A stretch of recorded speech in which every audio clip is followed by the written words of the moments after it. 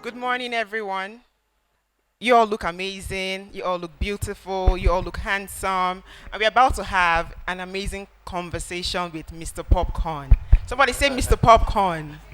Say, hail him well so that he's going to go deep and share insights on his journey, right? Today we're talking about the road towards industry leadership. We have Mr. Popcorn, and he is an industry leader, and we'll get to know a whole lot more about him. But now let me sit and then we'll start. So today's topic is on the road towards industry leadership. The road towards industry leadership. This just says, for me, rulership is a journey. You all are entrepreneurs. We are all on this journey. We've heard different stories when we started about the man who, Mr. Bob, am I correct? Mr. Bob, who started the business and wanted to invest, bring in things from China, and then suddenly shipping fees. And everyone has their journey. But here, Mr. Busayo is going to be sharing his journey with us. And so the first question I would like to ask you, Mr. Busayo. So in a market like ours, Nigeria, right, we are all in Nigeria, where external factors constantly disrupt even the best laid plans. We all make plans. Someone asked me a question earlier and they were like, did you ever have a plan that, did you ever have clarity on where you wanted to go to, on a vision that you had and had a clear path on how you're going to get there? And my answer was actually that. These plans always change because things always happen on the journey, right? It's a journey. So we want to know your story. So in a market like ours, where external factors constantly disrupt even the best laid plans, what does it truly take to build and sustain industry leadership? All right, thank you very much. I'll just start off with a brief introduction so that just to give a background and a context so everybody just has an idea of who I am and what I'm talking about. So my name is Busayo Ola. I am the founder and vice president of sales and marketing for Sweet Nation Foods. Sweet Nation Foods is a premium specialty snack manufacturer and distributor. We're based here in the FCT. We distribute to about 34 states nationwide, and we are on a mission. For us, our mission is to show the world that Nigeria and West Africa can make products that can compete with the best from around the world. And the vision essentially is a world where made in Nigeria means something. Whenever you hear, when you see made in the USA, it means something to you. When you see made in Germany, it means something. When you see made in Japan, it means something. When you see made in China, it means something as well. It depends. Each of those things will mean something different to different people. But in general, there's a perception. So for us, our vision and our hope is that one day, made in Nigeria will mean something. And so we are a specialty snack manufacturer. We manufacture the World of Popcorn and Treats brand, which is a multi-flavored, multi-colored specialty popcorn product. Like I said, while we're based here in the FCT, over the course of the years, we've grown from doing business in the FCT. We now distribute in-house to about 34 states nationwide. So that's just a brief background of who I am and what I do. And so straight to the question, just for brevity of our time, it's a pleasure to be here, first of all, just to share on the price of industry leadership, what it costs to get there. And for me, when you ask that question in an environment like ours, what I look at, and I'll answer it I'll throw out a few things, but all in pairs. The price of industry leadership will be paid, first of all, in vision and purpose. Anyone that wants to be a leader must have a vision. You must have a picture in your mind of leadership. It's not something that it can't be an afterthought. Now, I started normally and today I've decided, okay, I want to be a leader. It cannot be that. So there must vision, there must be purpose. The role of purpose there is to understand, first of all, clarity. Why am I in business? Because the truth is that different businesses serve different purposes. You have lifestyle businesses. A lifestyle business is a business that I start either to fund my lifestyle or to extend some sort of lifestyle attribute of mine. For example, I can say, you know what, I want to go on vacation once a year. So I just need the purpose of this business is to fund my vacation to, the UK or to the US or to wherever I want to go, to the Bahamas every year. if that's the kind of business you have, then clarity makes you understand that you are not really seeking industry leadership, right? Or, you know what, I like nightclubs. I have some money. I'll start a nightclub where me and my friends can show up every weekend, and at least we have a place to congregate. That's a lifestyle business. So I say that to say that first thing for me was the vision and purpose, and having the clarity of vision and clarity of purpose to know what you are building. Like our facilitator said, not every business is designed to be an industry leader. So we have to understand that. So when I talk about vision and I talk about purpose, that's a pair right there. Two things. Another for me is design and strategy. A key aspect of design, and I'm so glad because we've been talking about design today. These things, you can't just stumble upon industry leadership. There must be design. And design is about, a key aspect of design for me is choosing the business, the industry you choose to play in. Choosing that playing field is so important, and how you choose that, because a lot of times people go into businesses without taking enough care to choose what industry they want to play in. I'll give you an example. Imagine I told you today that, I have a vision or I have a dream of becoming an industry leader in the cement industry. You look at me like, this one is a madman, right? Because they are already leaders in that industry, they are already players. So the question now is, in choosing the field that I'm playing in, the key question now becomes, what is my unfair advantage? In any area of competition in life, in every field of competition, you must have an unfair advantage, because there is no such thing as a level playing field. There is no such thing as a level playing field in business. So if you come in with 100 million in capital, somebody else can choose to come in with 1 billion naira in capital, and they have committed no crime. If you have come in with industry without any industry knowledge, and you say, look, we'll learn as we go, somebody else has come in with industry knowledge. He has come in with networks. So for me, what I see in it is that, look, when you look at vision and purpose and you move on, you say, look, design of business and strategy. I must be specific. I must be very careful. Any business I choose to enter, I must have an unfair advantage over the other people that I'm playing against. Because the unfair advantage is what I'm going to leverage. And it comes in different shapes and forms.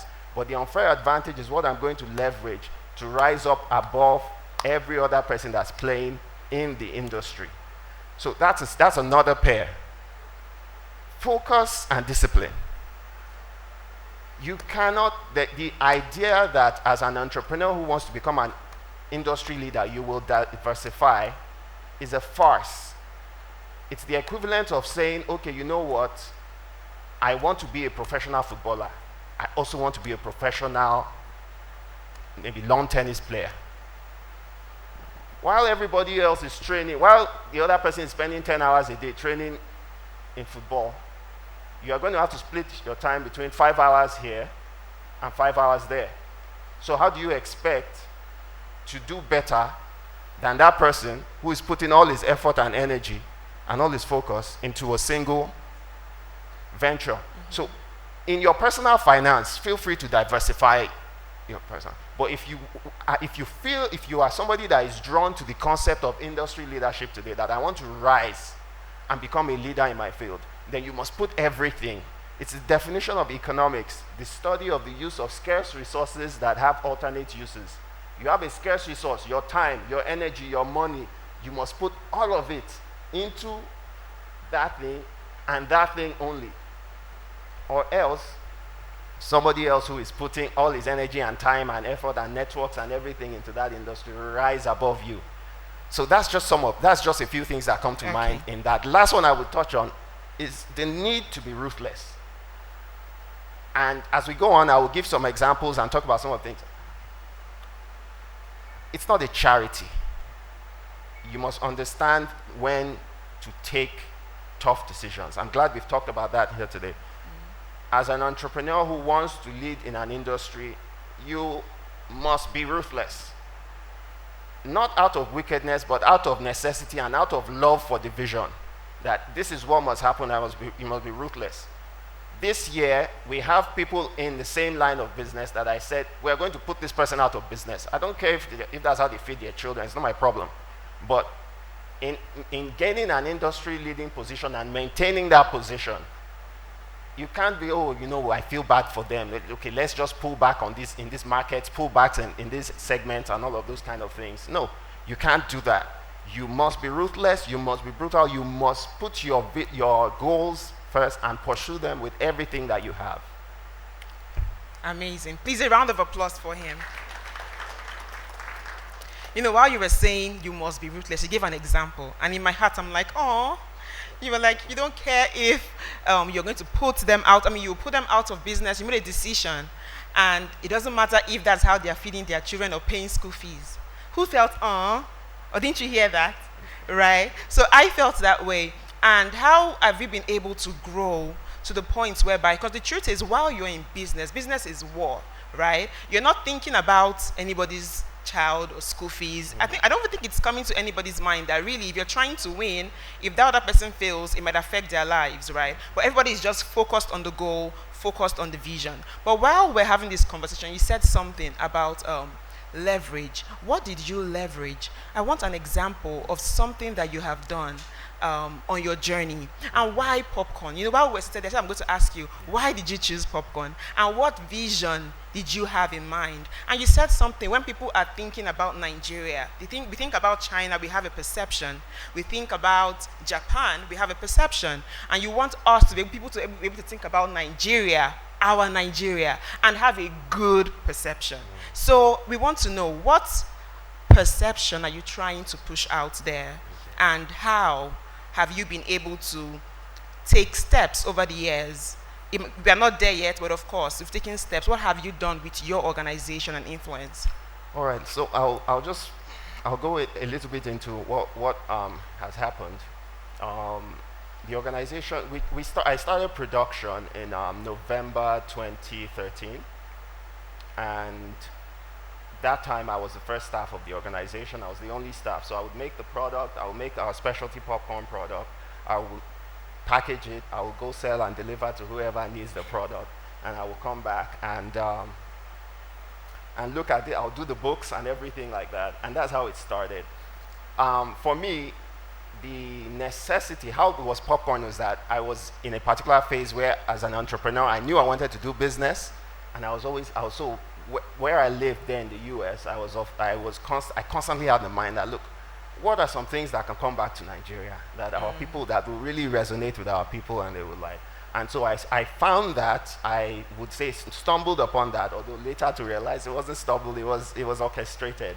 But with that, there was a vision. And I understood that, look, this can work in Nigeria.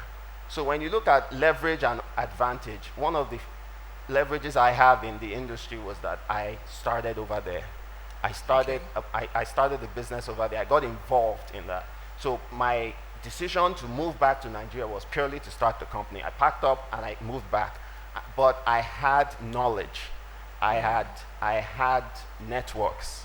I had an understanding of what could be achieved. So on arriving here, I started day 1, day 2, day 3. For maybe a month or 2, I was the only staff. After 2 months, I brought someone in. Over the course of the last 12 years, now we have grown to, on average, sometimes depending on where we are within the year, we have to bring in part-time staff. But usually you have 70, 80 people that will be seen as full-time in what we do. And we started just by making popcorn and distributing. Supermarkets, pharmacies, restaurants. Somewhere along the line, we realized that there was a shift in Nigeria. And we realized that, okay, it seems like the government was working on regulations limiting the importation of corn products and grain. It wasn't specific to popcorn, but it was just corn in general around the year 2000s. But before that, I'd always had this idea that, you know what, how do we do better? How do we drive deeper in this business? So sometime in 2016, we said, you know what, let's try. There was no single hybrid popcorn manufacturer in Nigeria. We said, you know what, let's try it. Let's try planting this grain. It's corn. It should work. We plant corn here all the time. We plant maize. So we did that, and for the next 4 or 5 years, we failed at doing that. Oh, wow. We would plant, we would spend money, nothing would come out of it. But around the year 2000, we recorded our first success. A few months later, the government put out legislation placing huge tariffs and limitations on importation of corn.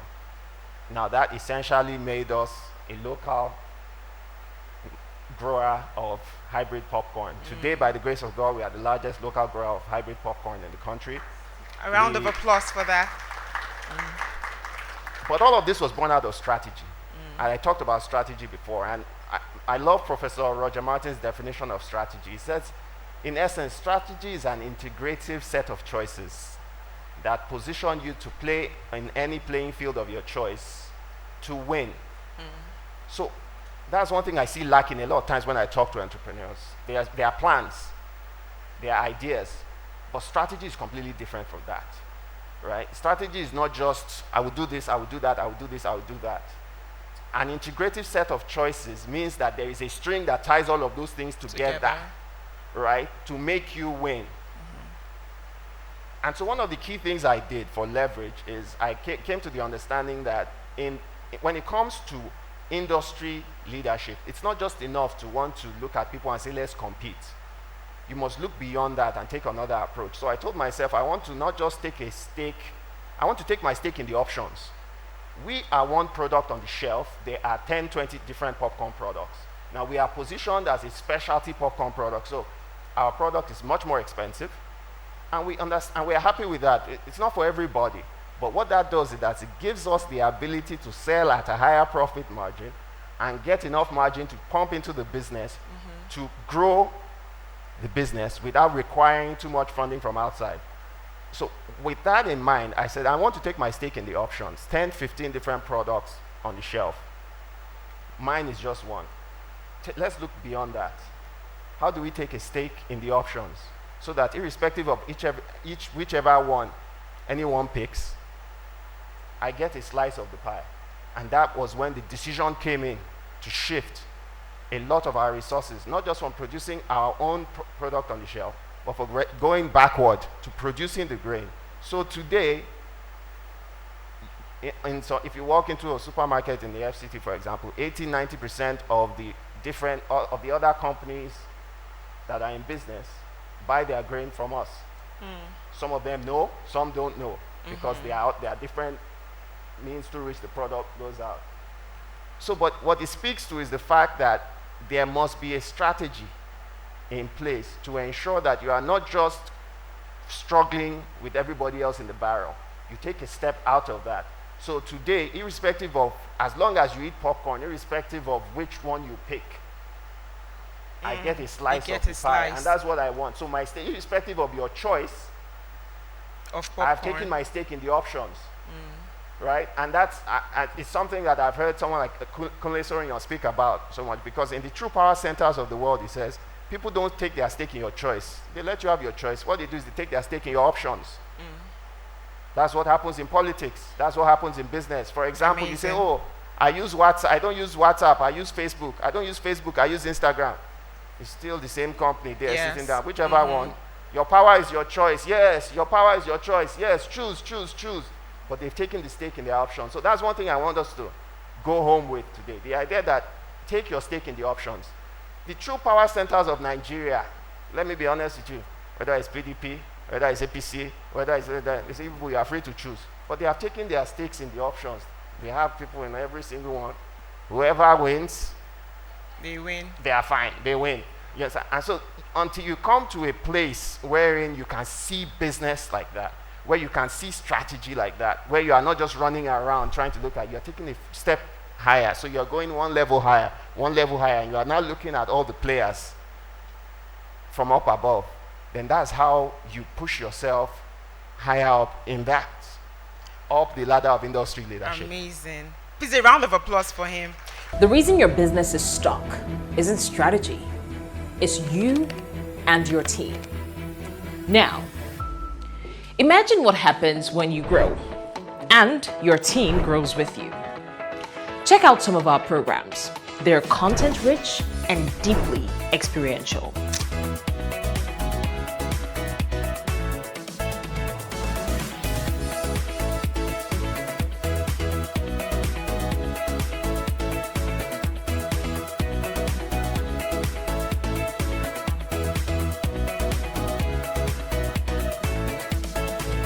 See, at CEED Academy, we help founders, managers, and sales team to lead, manage, sell, and succeed.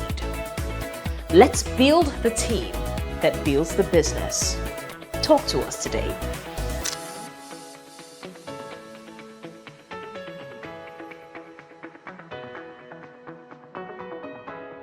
CEED Academy, your growth partner.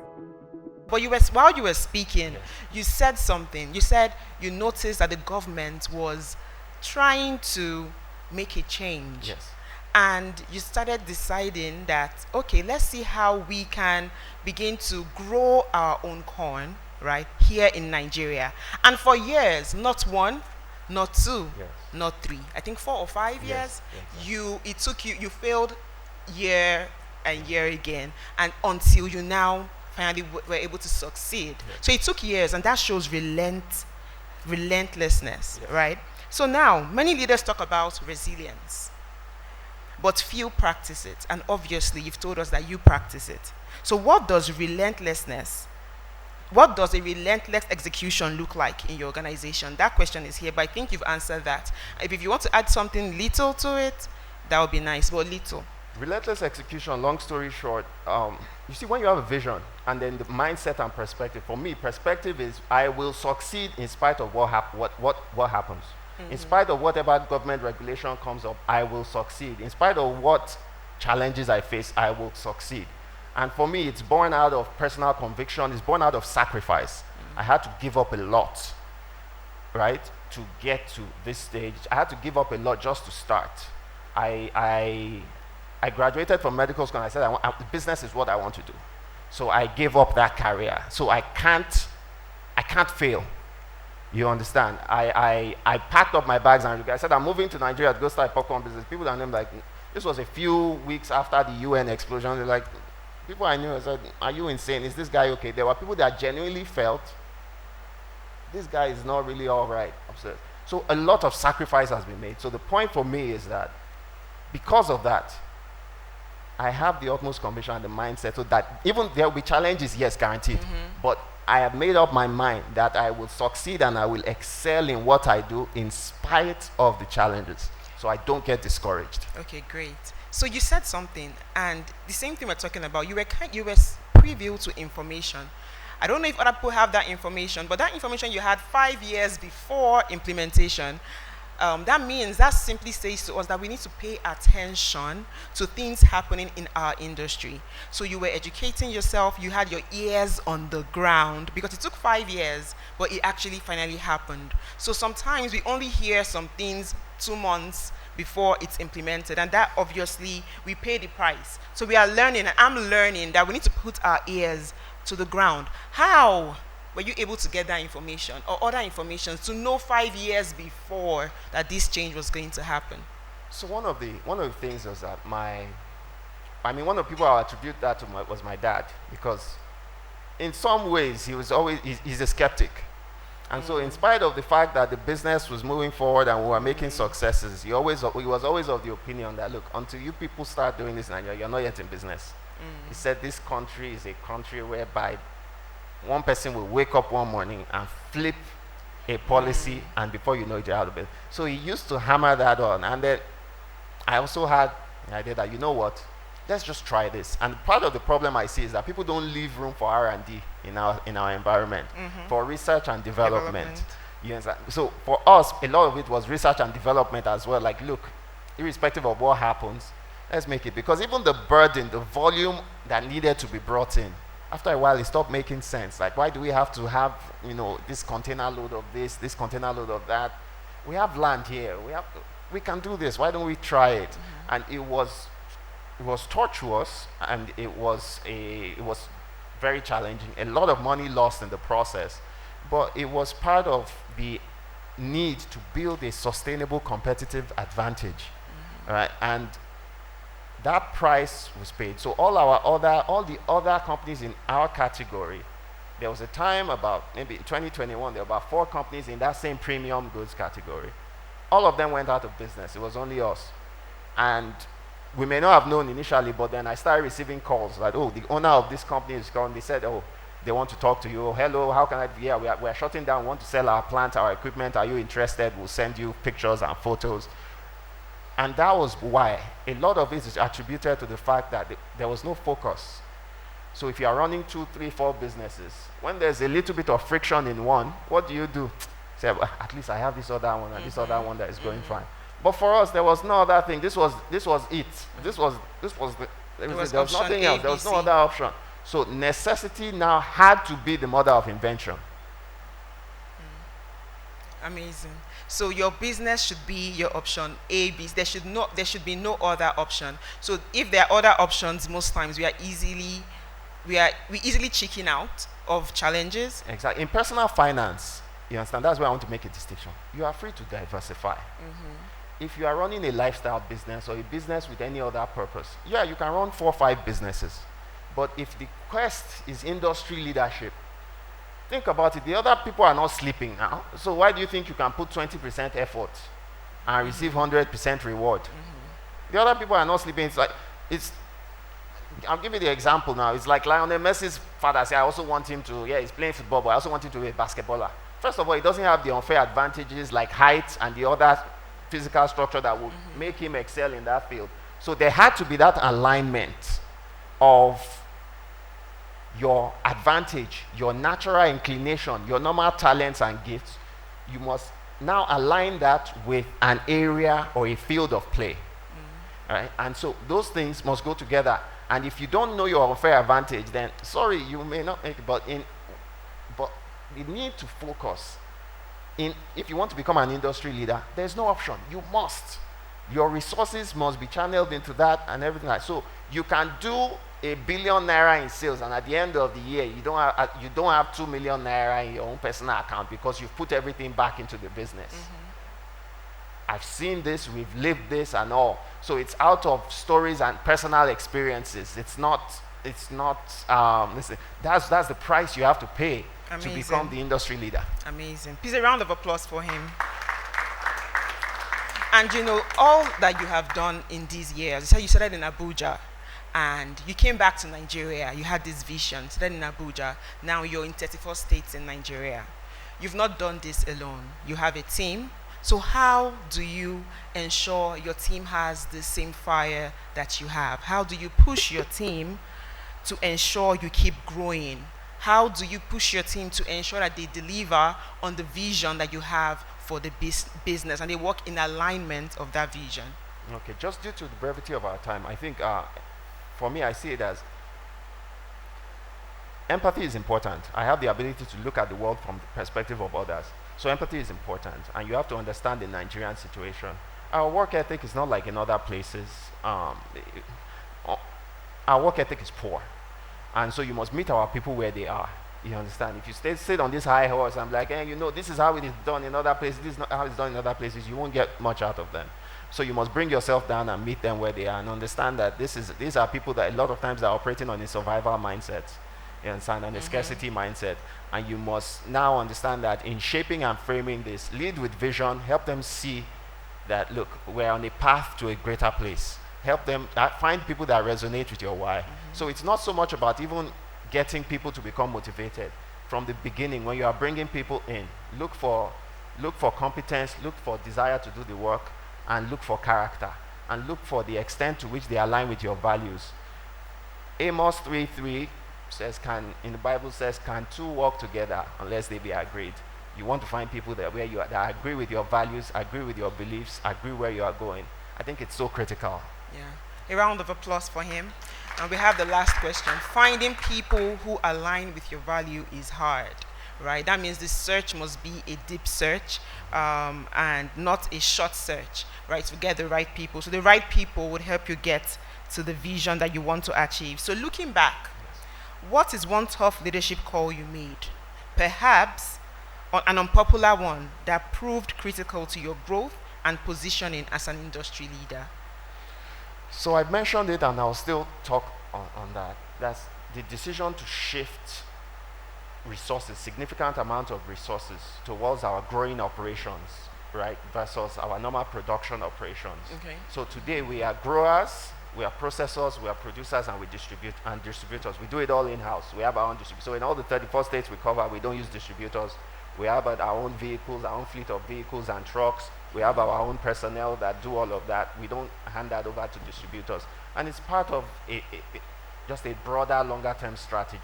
And so when I look at what that question, it's just the decision to shift resources.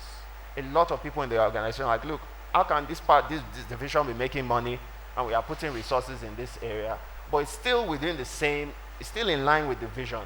It's not a completely different business. It's still the same business, but it's the recognition that, look, unless, because first of all, if you don't even have raw materials, then you can't really produce, right? And so the question is, oh, but we are putting so much money here. Yes, but this is the future because we have to take a stake here, and it gives us now a more robust standing in the marketplace.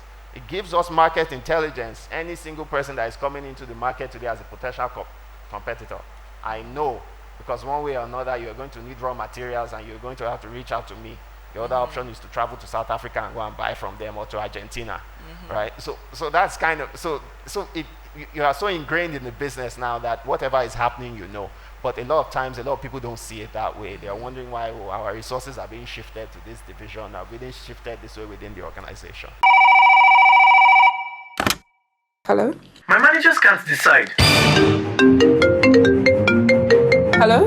There's no accountability anywhere. They don't think like business leaders at all.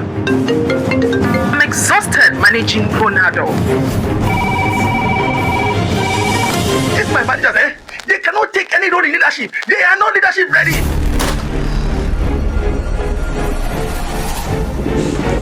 Why complain when you can fix your managers? Managers that manage, the intervention that turns managers into owners of results. Stop calling us with complaints. Call us to register your managers. What if your business succeeds today but disappears tomorrow? That dilemma defines modern leadership. How do you win now without losing next? Join the Global Senior Leadership Acceleration Program in Doha, themed Janus Leadership. Learn to lead in 2 directions while you win in all directions. Janus Leadership. Win today, lead tomorrow.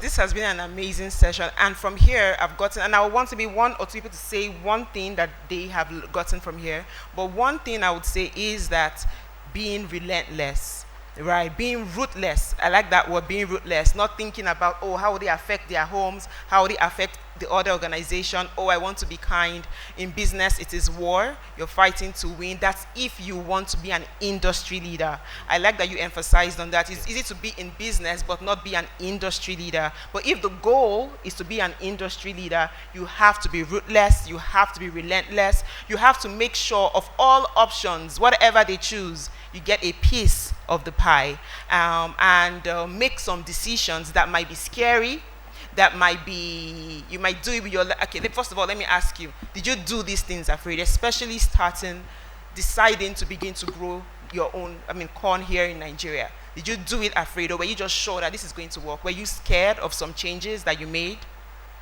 We were the first to do it on a commercial scale, and so we didn't know if it was possible.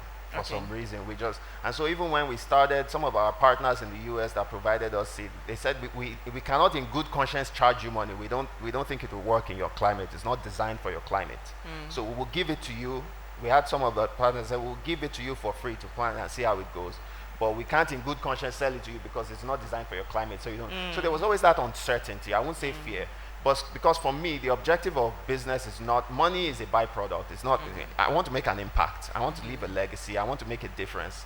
And you see that in the vision. So I look at it as, worst case scenario, we lose some money.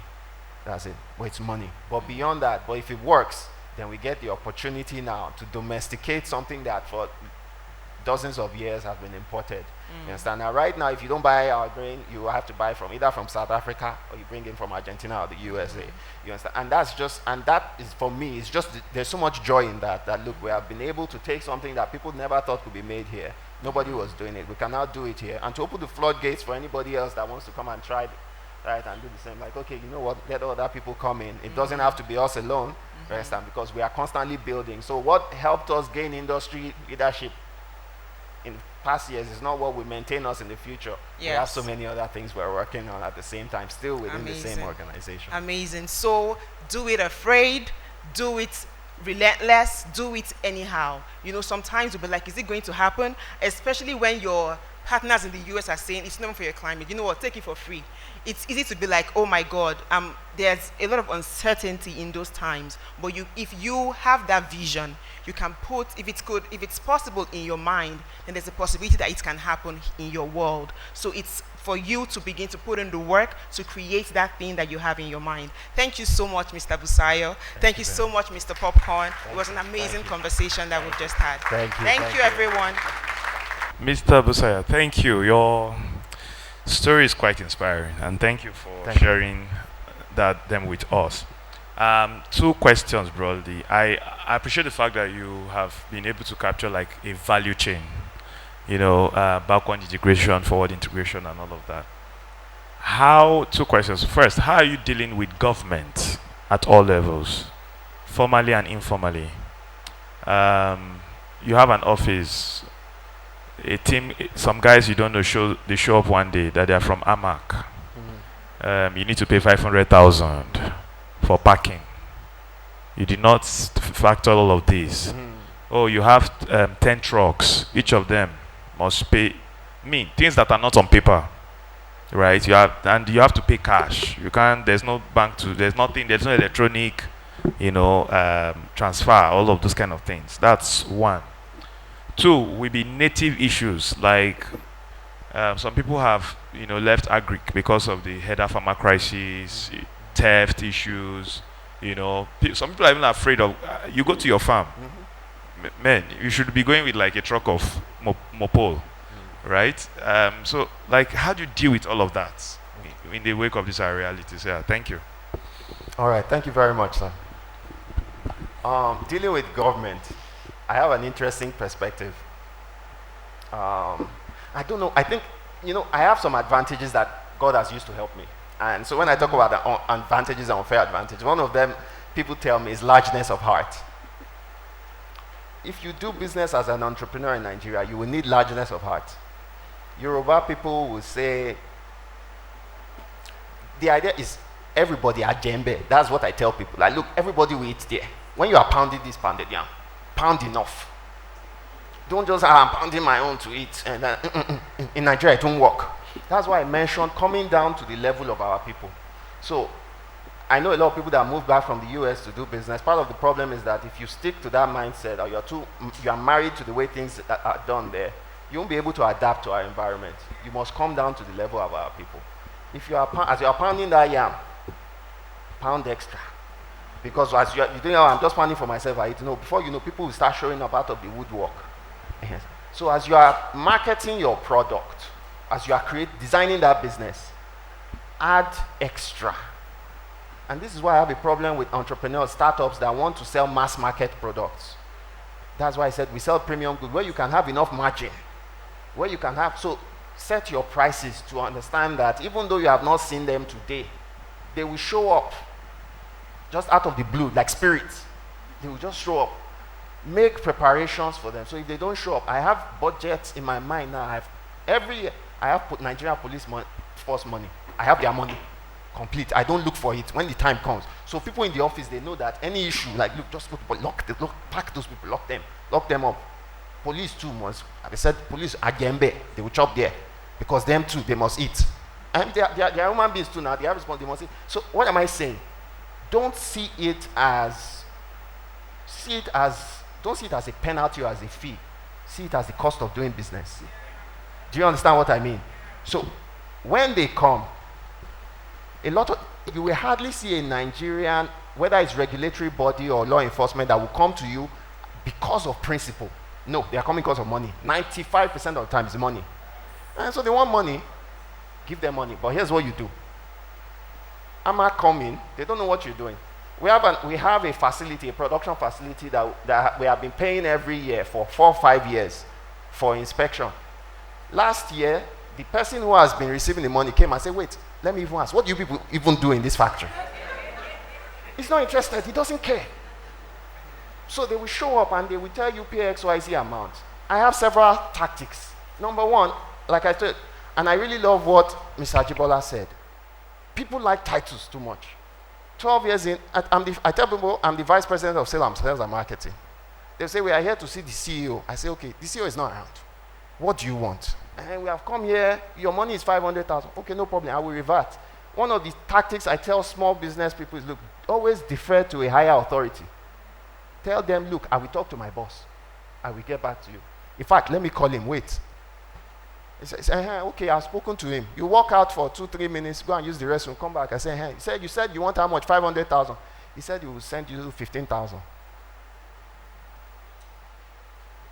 It's about money. You will drag that. You will give them the 30,000 because they came in with an arbitrary figure. Do they know how much you make? They don't know how much you make. They don't know what you do. They don't know your profit structure. And they say they want 500,000. Look, we have 15,000 today. Is it okay? You say, but if you want to wait till your guy is around 2 weeks' time, you can come back. Say, no, it's too small. Go and call him. Tell him this and that. You will drag and back and forth. They will collect 30,000, 40,000, 50,000. They will leave. You will not see them till next year. 2 weeks' time now, a different office will crop because they have maybe 10, 12 different offices. But my point is, if you expend your energy fighting, shouting, arguing, you will see, pick your battles. Just pick your battles. There are some that are not really worth it. You understand? They want money. They too, they want to eat. They have been given authority. So find a way, right? Find a way to arrive at something and let them go so you can carry on your business. You're expending energy. Somebody called me and said, Amak are taking me to court. I said, why? I said, are you that bored? Why are they taking you to court? They need money. Give them something. No matter how small, give them something. You understand me? Because before they go to court, how many businesses can they take to court? So they know they have to settle, but they want to just extract a pound of flesh. Do you understand what I mean, sir? Secondly, your second question. Our farm is in Kaduna. I drive there myself. I jump in my vehicle, I drive there. And I've been doing that for years. One thing that has stuck with me is do not allow fear stop you from doing the things that you know you need to do. They are kidnapping people. I tell myself, they won't kidnap me. Number one, they don't know me. You understand? I keep a low profile. That's one of my unfair advantages. I don't need to drive a big car. I don't need to buy a G-Wagon. I don't need to. If it is a keke that will get me there, I will enter the keke. So by keeping a low profile, flying under the radar, and not into, you will be surprised by what you can accomplish. But fear. So in agriculture in Nigeria now is a major challenge, and I am very wary of advising startups to go into agriculture because the mechanized farming without access to capital is a lie. Because the profit you make from doing it cannot fund your growth. So you cannot grow 1 hectare this year, and the profit you make from it will be able to fund the growth of 2 hectares or 1.5 hectares next year. Because the fertilizer you bought at 45,000 this year, you will buy at 52,000 next year. Right? The security and the losses you bought this year. And we have lost a lot. 2 years ago, there was a field that we planted that was supposed to give us about a total of 4,000 bags, 4,025 kg bags. We ended up harvesting 40. And you write off more than 150 million naira in potential. So a lot happens. What do you do? Like I said, it has to be about your perspective and your frame. That even though this has happened, things will get better. You will overcome.